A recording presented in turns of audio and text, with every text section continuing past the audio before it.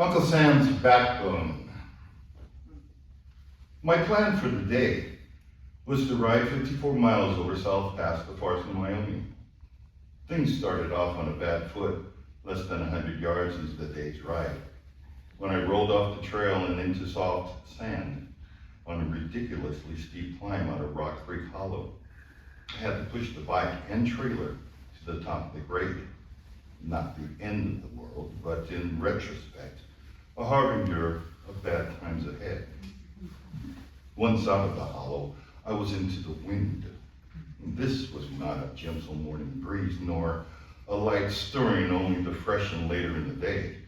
It was a 13-knot headwind at 8 a.m., and I couldn't see any reason why it would drop any lower. This first section crossed the divide between Rock Creek and Willow Creek along the northern edge of Wyoming's Red Desert, a high elevation basin known for long winters, hot and dry summers, and persistent winds. The kind of area where the climate is so harsh, no plant can grow more than a foot tall. Bonsai sagebrush, as far as the eye could see. The steppes of central Wyoming. Wyoming has more sagebrush than any other state. Mark Twain, who rode a stagecoach through this area in 1861, called it an imposing monarch of the forest, an exquisite miniature, and waxed poetic about how sagebrush made a very sociable campfire. His acerbic contemporary, Sir Richard Burton, who stagecoached through Wyoming a year earlier, described it as this hideous growth, which is to weary our eyes as far as central valleys of the Sierra Nevada. For the early overland immigrants who had no actual trail to follow, sagebrush and greasewood were difficult obstacles. It tired the lead oxen to tromp over it all day, to the point that teams needed to be rotated, with the lead team one day being the last on the next. My impression of the Red Desert across this short divide was that the land was empty, which is not to say barren. It supported an abundance of life, from pronghorns and jackrabbits to sagebrush, greasewood, prickly pear, bunchgrass, cheatgrass, and probably 1,000 other things undetected and unappreciated to my untrained eye. Rather, the divide was empty in the sense that it was featureless. There were no landmarks, nothing to entertain the eye. Sand, rock, and sagebrush, blanketing a rolling terrain, veined with gullies extending to the horizon in every direction. And that was just the first mile. When my trail crossed Riverview Cutoff a short time later, I had a decision to make. The original Pony Express Trail ran straight through Burns Ranch, which is privately owned. The Pony Express bikepacking route turned left to take Riverview Cutoff around the private property. I had written to the owner of the ranch and received permission to cross his land. The question was, should I stick with the bikepacking route, which followed a graded gravel road around the ranch, or stay on the sketchy two-track I'd been riding and take the road less accessible? The wind was up, and it was going to be a long, hot ride to Farson, Wyoming, my destination for the day. I was tempted to take the relatively faster, easier road, but on the other hand, Burnt Ranch had a lot of history, centered around a cluster of buildings that lay along the Sweetwater River in the heart of the ranch. It was something of a privilege to visit the site, as not everyone gets permission. I decided to stick to the trail. Worst decision of my 1,400-mile ride. I crossed Riverview Cutoff and passed through a range gate on the other side. Willow Creek crossed the trail a little further on. It was not bridged, so I would have to ford it or turn around. But I forded 3 creeks the day before. I was a pro. Now, this crossing wasn't very wide, and it didn't look too deep, so I moved ahead. And as I got closer, I noticed the fenced area I had entered wasn't open rangeland, but a narrow corridor maybe 20 yards wide by 200 yards long. It was fenced on both sides, gated front and back, and filled with about 24 cows milling about, mooing their displeasure at my presence. Now, here's the thing about cattle and water and small spaces. Water from the creek, augmented by recent rains, seeps into the surrounding ground, saturating it. Cows are heavy. When they go to the water to drink or to cross the stream, they sink into the soft, wet land. The end result was a landscape of 3-foot-tall mounds like bales of hay, with a maze of cow tracks weaving among them. A mauvais terre in miniature, accented by cow poop.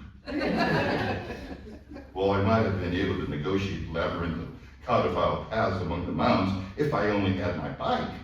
It was impossible with a trailer. So I unhooked the trailer, carried my bike to the last firm piece of ground before the creek, then went back and carried my gear-laden trailer and hooked it back up. I got everything lined up, then pedaled through the creek without getting anything wet other than my wheels. Not too muddy, not so bad. Once across and on solid enough ground, I unhooked the trailer again and carried the bike and trailer past the poop-besmirched maze of cow mountains on the far bank and hooked it all up again. Only the ride, 30 feet, and find there was another branch of the creek to cross. I had not seen it earlier because it was rising ground and the undulation of the land hid what lay at the bottom of the rises. Where I expected to find a depression, I found instead another unbridged branch of the creek. At that point, the smart thing to do would have been to turn around and, tail between my legs, retreat to the bikepacking route as mapped. But this branch of the creek didn't look too bad either. And I didn't want to carry the trailer back for what I had just worked so hard to get across. Same drill, sweating now from the effort. But I got across, hooked up, and rolled uphill toward where the cows had migrated, only to find there was a third branch. Cussing ensued. It got worse when I saw this was not so much a creek crossing as more of a cow wallow. The creek pooled here, making it deeper and wider than the last two crossings. Plus, the little herd of cows had just crossed to get away from me, leaving who knew what in the murky water. The mud was squishy, a good distance back from the bank, so I couldn't start from the water's edge on the bike like the last two crossings. I would only get mired before I got to the water. The pool was too deep to ride across anyway. I would soak my shoes and the trailer with all my gear, food, and bedding. I walked back and forth across that 20-yard space for 10 minutes trying to find another way across. The fences on either side were strung with barbed wire and what looked like electric fence. I'd heard that once cattle touch an electric fence, you can turn it off because they'll respect it. I tested the top wire. Zip! That one was live. And a lot more of a shock than I expected. I walked the length of the wallow again and came back to the same place. Seems I read that only one wire was live. So I wonder if this bottom zip! Nope, it was live too. I finally concluded that the only way to cross was to take my shoes off and carry everything through the wallow. At this point, I was less than a mile from the Pony Express backpacking trail. I'd have had to carry my gear and recross 2 branches of Willow Creek, but I could be back and on my way in 20 minutes or so. Or I could get across this wallow and keep going where so few are lucky enough to ride. The thought of going back was worse than the thought of going forward. So I took off my shoes and socks, noting the amount of poop on the soles of my shoes, and carried my gear in 2 trips across a disgusting little cow wallow, sinking calf deep in the mud, knee deep in murky water, and then through yet a poopy maze of cow tracks on the other side. Could have been worse. Overland immigrants who ran out of water, crossing dry stretches on the prairie, actually drank out of buffalo wallows. But this was as close as I wanted to get to relating that particular feature of the overland immigrant experience. By the time I dried my feet, reshod, and had the trailer hooked up and ready to go, the cattle were all huddled around the gate at the top of the hill. The gate I needed to get through. The rancher had told me to make sure to close all the gates I opened, and with the cows there, I pictured them charging through the gate as soon as I opened it. I rode my bike directly at the cattle, yelling at them like a madman the entire time, "Don't get out of my way!" To my relief, they did. All told, it took me 40 minutes to make that first mile after crossing onto the ranch. A huge waste of time, so early in the long day's ride. The ride from there to Burnt Ranch was straightforward, if strenuous. Hills and valleys, soft sand, sharp rocks, prickly pear, and all the time wind. Sometimes steady, sometimes gusting, always against me. But this was the Pony Express Trail, or so the concrete post along the way told me. The Oregon, California, and Mormon immigrant trails. This was the trail I had set out to ride. I imagine how much more difficult it would have been. In moments when I was thinking how difficult it was on a bike, I imagined how much more difficult it would have been for overland immigrants, walking in the summer heat, whacking oxen, or for Mormon handcart immigrants, starving and huddled against the bitter cold of an early snowstorm. 15 had died in one night in 1856, and were buried somewhere near that cow wallow I crossed. I also thought about being the unfortunate Pony Express rider on this stretch. What a dreary route this would have to be as you're back and forth running, especially in winter. Many people who write about the Pony Express themselves express a sadness, a poignancy at its passing. They talk, for instance, about the thankless dismissal of a faithful friend. All I have to say to that is, good riddance. What an utter waste of so many lives and so many resources. The messages the pony carried were essentially telegrams, notes on tissue paper to save weight, and sent mostly between businesses because the average person could not afford its rates. 2/3 of the mail delivered by the Pony Express was sent to newspapers, and even then only a few California papers could afford the service. With the invention of the telegraph, messages could be sent in minutes and seconds instead of 10 days or more, without the need for scores of riders and station keepers, hundreds of horses, mountains of feed, or water that sometimes had to be carted to remote stations in the desert. The Pony Express was an enterprise that bled money from day one and did not accomplish any of the goals posthumously attributed to it. I have to wonder if contemporary writers who mark the pony's passing with regret are like me, the same people who get angry when their Amazon Prime purchases don't arrive in the specified 2 days. The progress of mail has always been toward faster, more reliable delivery. The telegraph beat the Pony Express as readily as the U.S. priority mail beats standard mail. And who doesn't prefer faster service? The Pony Express, of popular culture, is a romantic fantasy, a fiction. And like all such fictions, only looks beautiful from a safe distance. I challenge anyone who bemoans its passing to put their butt in a bike seat and ride the 50+ miles from Rock Creek Hollow over South Pass to Farson, Wyoming to endure the mosquitoes and the wind and the other isolation, and then tell me they still think the pony is romantic or that its demise was such a loss. having to carry your bike and gear to a cow wallow will engender rants like that. Eventually, I descended off the plain through Slaughterhouse Gulch to the 9th crossing of the Sweetwater River at Burnt Ranch. The river was a welcome sight, its verdant strip of abundant life running like a green scar through the Khaki Hills. For overland immigrants, this was the 9th and final crossing of the Sweetwater River, which they'd been following for the past 100 miles. After fording the river, they'd make the final ascent to South Pass, where they'd cross the Rocky Mountains, leaving the Missouri River watershed behind and entering the Pacific Slope.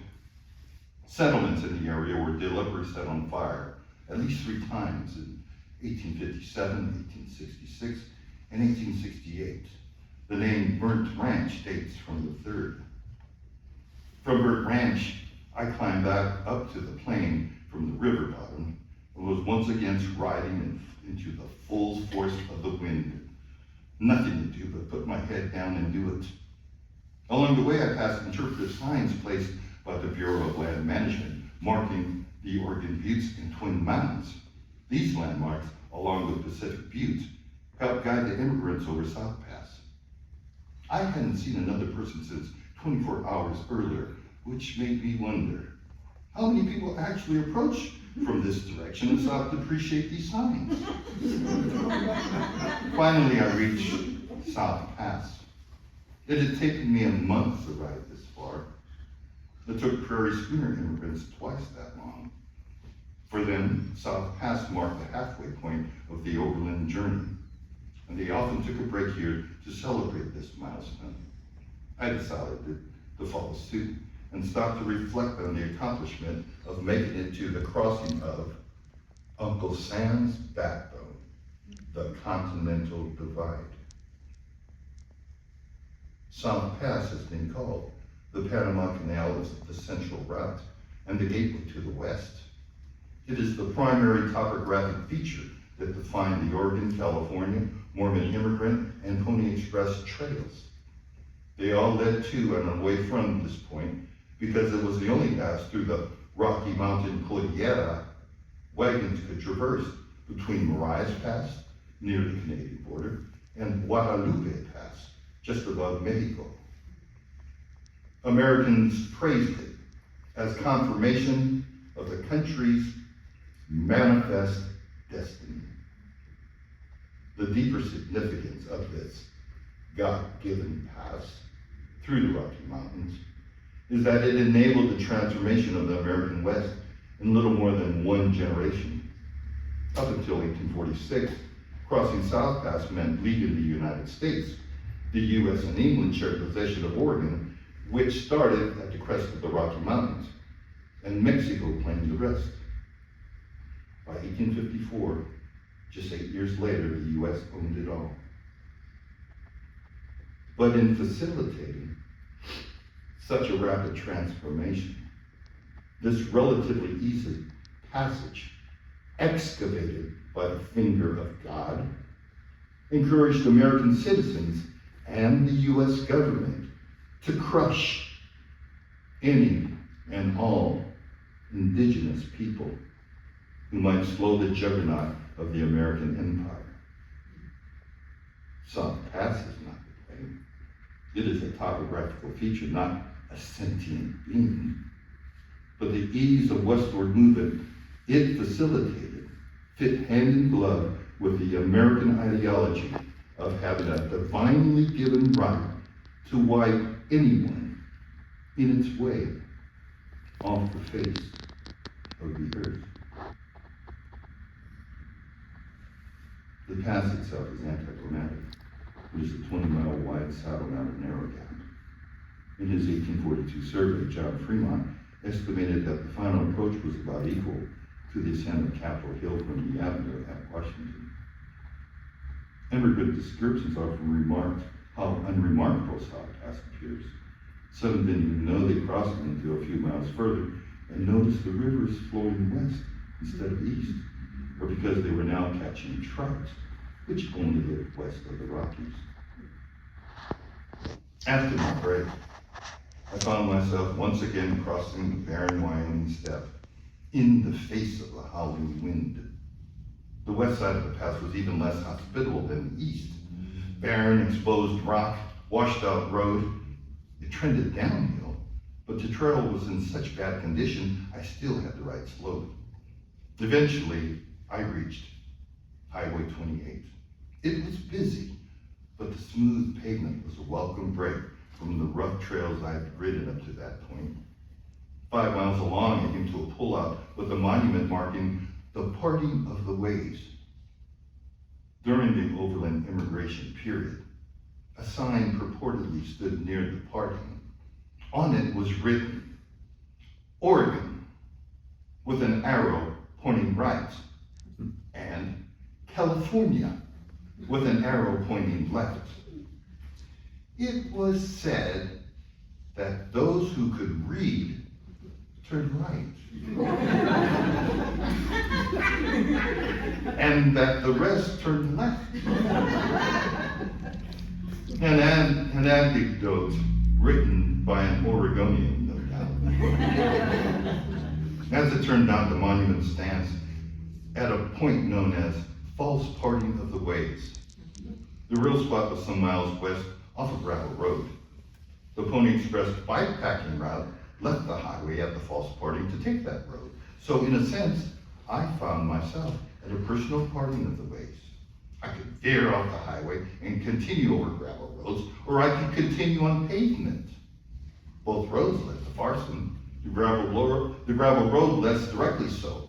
On the bikepacking route map, the notes after the turnoff stated that the trail had areas of deep sand and to expect slow going. And I had to wonder, was it that deep sand I had just ridden through? Hadn't I spent most of the day struggling over miles of slow-going trail? How much worse would the next section be? For the section time that day, the choice came down to what kind of ride I wanted to have. The sky was filling with clouds, threatening rain. The wind whipped around me. At that point, there was no way I was up to adding another 2-3 hours to my ride just to stick to the Pony Express trail. Honestly, I didn't think I had it in me. I kept to the highway. And for the next 20 miles, I engaged in a 3-hour grudge match with the wind. It blew me from left, right, and center, but never swung a back beam. It was a shoving, bullying wind, gusting well over 20 knots. I imagine it as the devil teasing me, trying alternately to push me into traffic or knock me off the shoulder into the dirt. When the gust blew head on, it sometimes stopped me dead. At which point I was so fed up I yelled, "Thank you for that!" Though occasionally I'd substitute a more emphatic word for thank. The road itself didn't help. Though smooth, there weren't 100 continuous feet of level surface at a time. The temperature was up to 90 degrees, and as in most of Wyoming, there was no shade. The surrounding land was even more featureless than east of the pass. I had entered the Green River Basin, which I'd be riding through for the next 2 days. It is a wind-blown sagebrush and greasewood desert that, as one writer notes, redefines monotony. At length, I made it to the Eden Valley, where Farson sits. The road dropped off the plains down a gentle decline, and almost as brought to heel, the wind blew steadily out of the northwest. It was still strong, still in front rather than behind me, but it was tame wind, a polite wind that kept to its lane.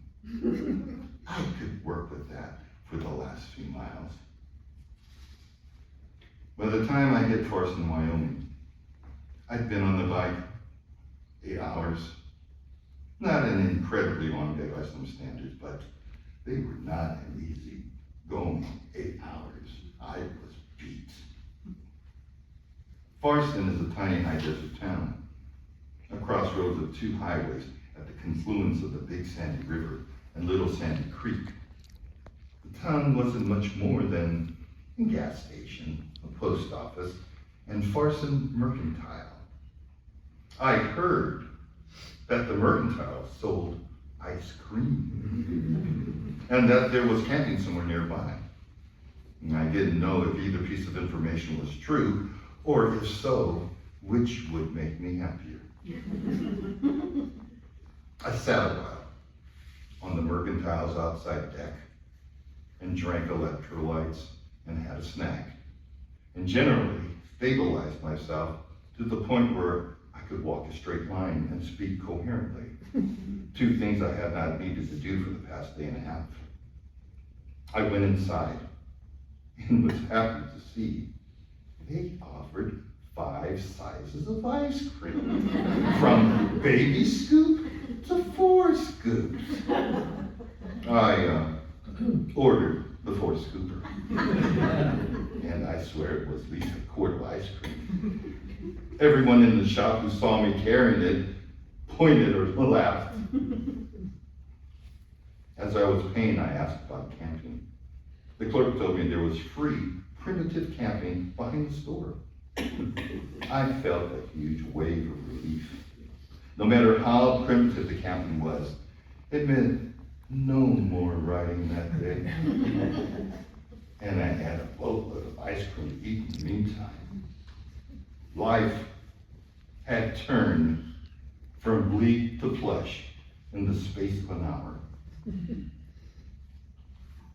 Farson, Wyoming didn't become my new favorite town, but it was a lifesaver that afternoon.